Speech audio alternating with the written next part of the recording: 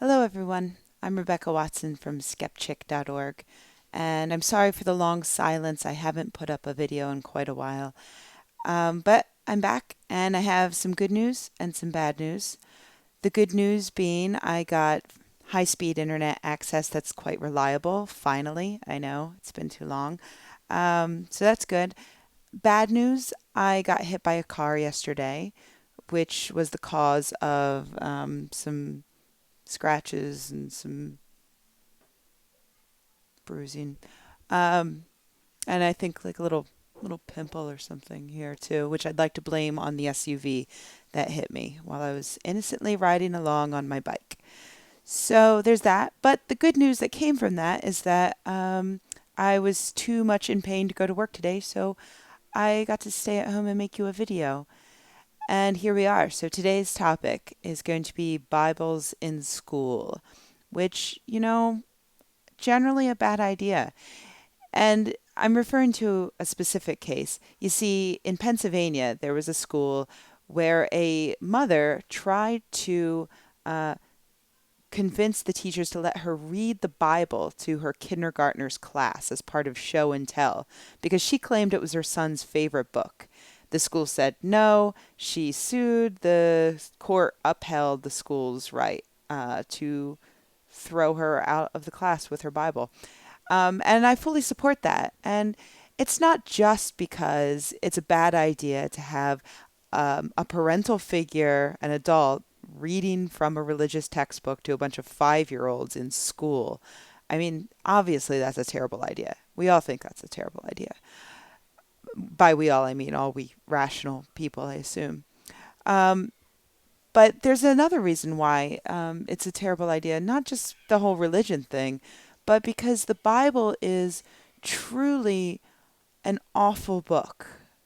I mean, it's really bad. I don't know if you guys have read it before, but I don't know that it's the sort of thing that I would want my kid reading at 5. And I'm a pretty open-minded person. Like, well, let me grab the Bible here for you. Yeah, here we go. Isn't it pretty? Hmm. Even has that Bible smell to it. So let's just open it at random and see. Let's see. Leviticus chapter 15, discharges causing uncleanness. Hmm. Let's see. The Lord said to Moses and Aaron, "Speak to the Israelites and say to them, when any man has a bodily discharge, the discharge is unclean. Whether it continues flowing from his body or is blocked, it will make him unclean. This is how his discharge will bring about uncleanness." So, not only is that all about semen, but it's really terribly written. Unclean, unclean, unclean. I get it. Um, let's let's pick a few more. Don't have sexual relations with your father's wife. That would dishonor your father. Duh. Don't have sexual relations with your son's daughter or your daughter's daughter. That would dishonor you. Just you. If a man lies with a woman during her monthly period and has sexual relations with her, he has exposed the source of her flow, and she has also uncovered it. Both of them must be cut off from other people. If a woman approaches an animal to have sexual relations with it, kill both the woman and the animal. They must be put to death. Their blood will be on their own heads. That's a little harsh. Maybe the animal wanted it. So as you can see, the Bible is pretty much just a load of sex and period talk. It's semen. Now, I know what some of you are thinking. Some of you are out there thinking, well, there's more to the Bible than that. There's also those really boring bits, with the begatting. There's, like all the land being left to different tribes and stuff. I mean, it's really horrifically boring. Surely that wouldn't hurt poor children's sensibilities, and that could be read out in kindergarten. And along those lines, I'd like to read to you from another book. If you like this, I'll be taking this act on the road. Give me a call, send me an email, and I can come to your child's kindergarten and read this passage, this perfectly clean passage from this book.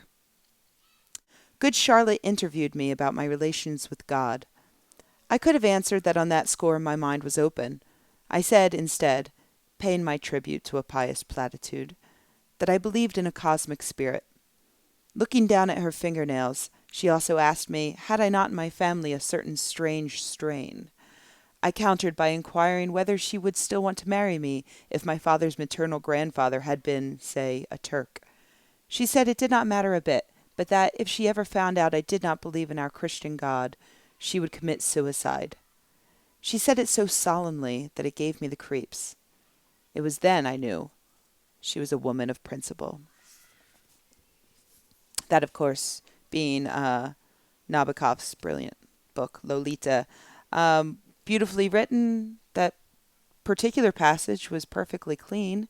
So I'm sure that parents would have no trouble with me bringing this to show and tell. Um, After all, if I ever have a 5-year-old, I'm sure that this will be his favorite book, and I'm sure he'll have understood it exactly as much as this woman's son understands the Bible.